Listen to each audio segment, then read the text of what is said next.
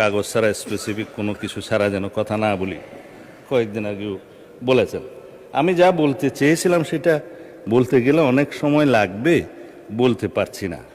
তারপরেও বলি, মানে স্পিকার, এখানে তো ইতিহাস চর্চা অনেক হয়েছে, তো ইতিহাসের আকাশে তো অনেক তারা। বলেছেন 1947-এ মাওলানা মওদুদী সাহেব পাকিস্তানকে চেয়েছিলেন।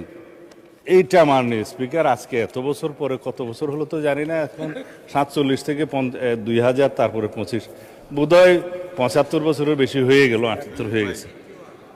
আজকে এই নতুন ইতিহাসটা আবিষ্কার করার জন্য আমি ধন্যবাদ জানাচ্ছি। এখন 1971 সালকে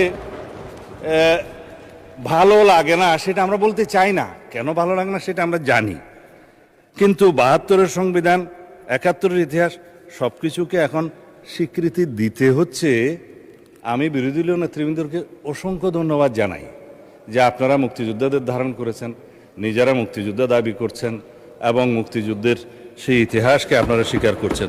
সেজন্য দালিলিকভাবে কথা বলি, জাতীয় মুক্তিযোদ্ধা কাউন্সিল বিল গত কয়েকদিন আগে পাশ হয়েছে। এটা ইতিহাস, রেকর্ড, এই পার্লামেন্টের এই লেজিসলেশন সাক্ষী দিবে।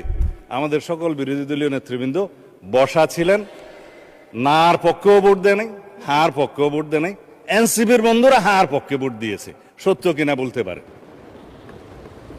এখানে কি লেখা আছে?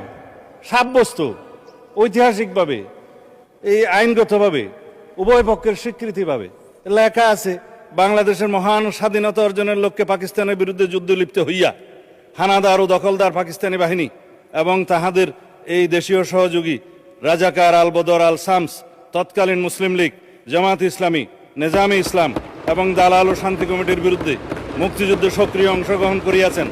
এই সকল বেসামরিক নাগরিক উক্ত সময়ে যাহাদের বয়স সরকার কর্তৃক নির্ধারিত নিম্ন বয়সের সর্বনিম্ন বয়সের মধ্যে এবং সশস্ত্র বাহিনী, east Pakistan rifle, EPR, police বাহিনী, মুক্তিবাহিনী, প্রবাসী বাংলাদেশ সরকার ও উক্ত সরকার কর্তৃক স্বীকৃত অন্যান্য বাহিনী, নৌ কমান্ডো, কিলো ফোর্স, আনসার সদস্য এবং বাংলাদেশের নিম্নবর্ণিত নাগরিকগণ বীর মুক্তিযুদ্ধে অন্তর্ভুক্ত হইবেন। তার মধ্যে বীরাঙ্গনা হয়েছে, নার্স, ডাক্তার, চিকিৎসকদেরকেও বলা হয়েছে। এটার নাম হচ্ছে বীর মুক্তিযোদ্ধার ডেফিনিশন। ইতিহাস সাব্যস্ত হয়ে গিয়েছে, সম্মত হয়েছে। এটা নিয়ে যেন আর কখনো বিতর্ক আমরা না করি জাতীয়ভাবে, এই অনুরোধ থাকলো। বিভক্তি আর চাই না, স্বীকৃত দলিল। মুক্তিযুদ্ধের ডেফিনিশনে কি বলা হয়েছে?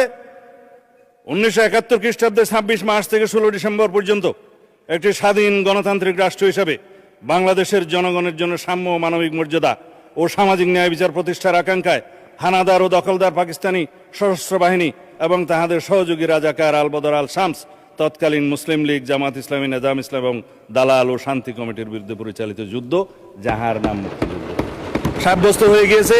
ফেলে দিলাম মাননীয় স্পিকার, আর কখনো কথা বলার প্রয়োজন নাই। এখন বাংলাদেশের ইতিহাস নিয়ে যদি আমি কথা বলি 1971 থেকে 2026 পর্যন্ত, এগুলো অনেক কথা ঘাটাঘাটনি হবে। অনুরোধ করেছেন আমরা যেন ওইদিকে না যাই। আমি বিস্তারিতভাবে বলবো না, সম্মত হয়েছি। কিছু কথা রেকর্ডে না রাখলেই নয়, সেজন্য মানে স্পিকার, আমি কি এখানে কাউকে জাতীয় বেঈমান বলতে পারি?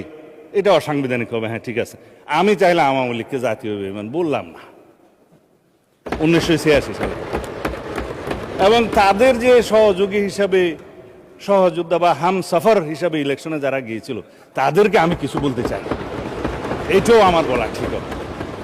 এখন